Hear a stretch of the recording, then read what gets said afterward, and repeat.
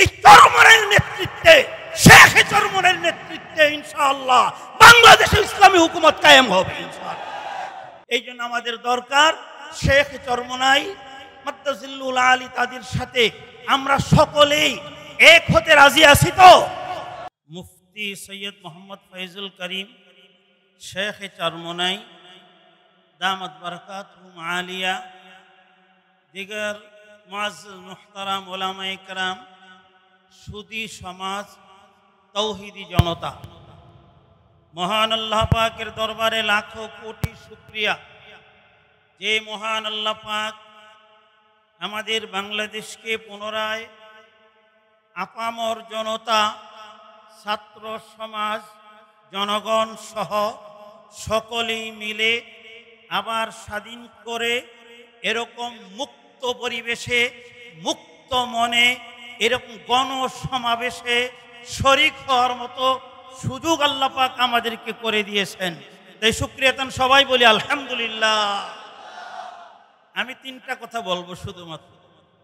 এখানে শেখ চরমনাই মাদ্দাজিল্লুল আলী আমার শেখ, আমার শেখ, আমার মুর্শেদ, আমার মূল মুরব্বী, তিনি কথা বলবেন, আমি শুনব। আসলে মূলত কথা তাদেরটাই আমরা শুনে কি সেই অনুপাতে কাজ করব। কি বলেন, ঠিক না বেঠিক?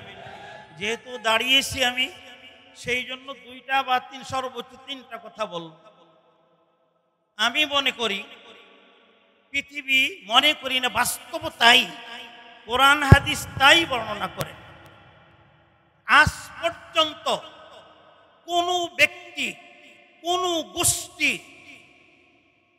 জনসাধারণের উপরে জুলুম করে, অত্যাচার করে, অবিচার করে, শোষণ করে টিকে থাকতে পারে নাই। এরকম কোনো ইতিহাস নেই। যারাই জুলুম করেছে, হকের বিরুদ্ধে দাঁড়িয়েছে, ন্যায়ের বিরুদ্ধে দাঁড়িয়েছে, তারাই ধ্বংস হয়েছে।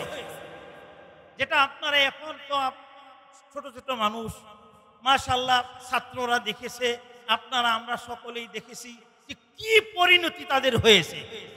পালানের পর্যন্ত সুযোগ পায় নাই, ঠিক না বেঠিক বললাম? এমনকি পালিয়ে যাচ্ছে আর বলতেছি এখন আগরতলা কতটুকু দূরে। কি আগরতলা কি পৌঁছেনি? আগরতলা কি পৌঁছেনি? ব্যাপার কি?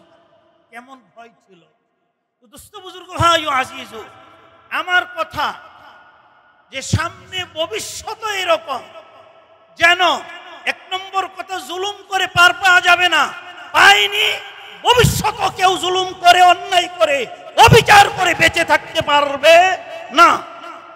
দুই নম্বর কথা, আমাদের সতর্ক হতে হবে যে সামনে ভবিষ্যতে যেন আবার এরকম অন্যায়কারী, অবিচারকারী, জুলুমকারী, নিষ্কাশনকারী আবার ক্ষমতার মঞ্চে না বসতে পারে। এই জন্য আমাদের সতর্ক থাকা উচিত এবং অবশ্যই অবশ্যই জাগ্রত থাকা উচিত।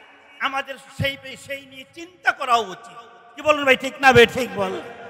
আমাদের শেখ, আমাদের মুর্শেদ, আমাদের রাহবর আলহামদুলিল্লাহ এখানে এসে উপস্থিত হয়ে গিয়েছেন। তাই আমরা সকলেই জোরে সোরে অন্তরের অন্তরস্থল থেকে শুকরিয়াতান আবার বলি আলহামদুলিল্লাহ।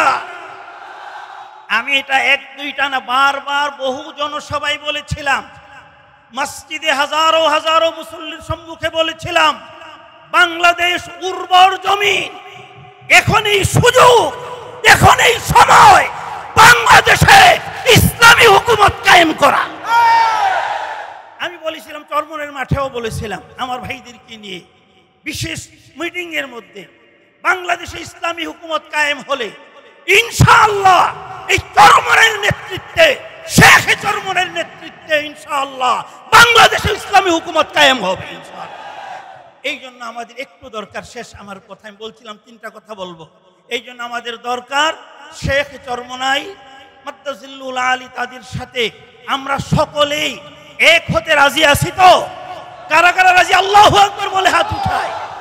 আমরা রাজি, আপনারা রাজি, সারা দেশের মুসলমান, সারা দেশের মুসলমান, বাংলার আপামর জনগণ সব আশা করি আমি ইনশাআল্লাহ ইসলামী আন্দোলনের সাথে যোগ দিবে, ইসলামী আন্দোলনের সাথে মিলে মিশে ইনশাআল্লাহ বাংলার জমিনে ইসলামী হুকুমত কায়েম করবে ইনশাআল্লাহ।